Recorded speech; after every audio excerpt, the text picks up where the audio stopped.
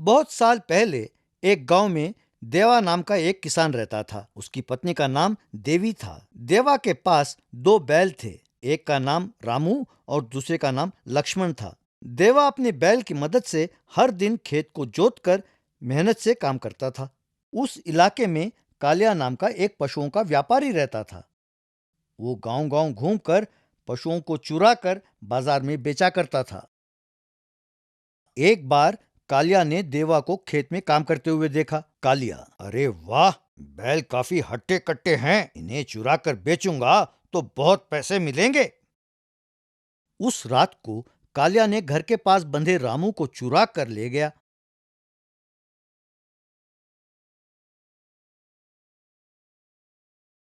सवेरा हुआ। नींद से उठकर देवी ने जब बाहर देखा तो हैरान हो गई। वहां रामू नहीं नजर आया। देवी, ए जी, सुनते हो? हमारा रामू दिखाई नहीं दे रहा, जल्दी आओ। कहकर चिल्लाने लगी। बाहर आकर जब देवा ने रामू को नहीं देखा तो वो व्याकुल हो उठा।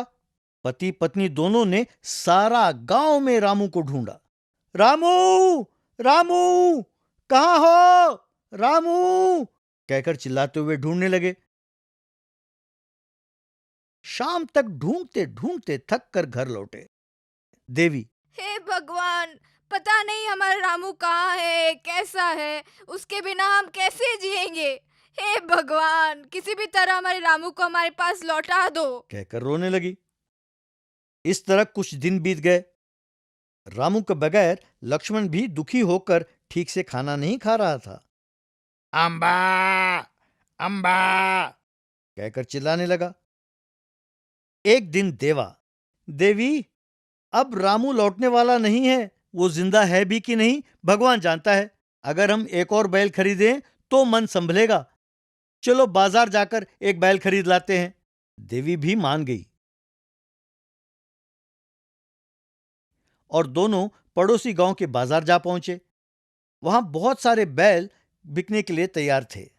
एक व्यापारी, आओ भाई आओ, अच्छे अच्छे बैल हैं, हट्टे कट्टे बैल हैं, कम दाम में मिलेगा, आओ भाई आओ, कहकर बोली लगा रहा था।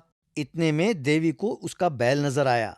देवी, ए जी, वहां देखो, बिल्कुल अपने रामू के जैसा ही दिखता है। देवा, बिल्कुल रामू जैसा नहीं, वो अपना रामू ही है। उसने जरूर अपना रामू को चुराया होगा।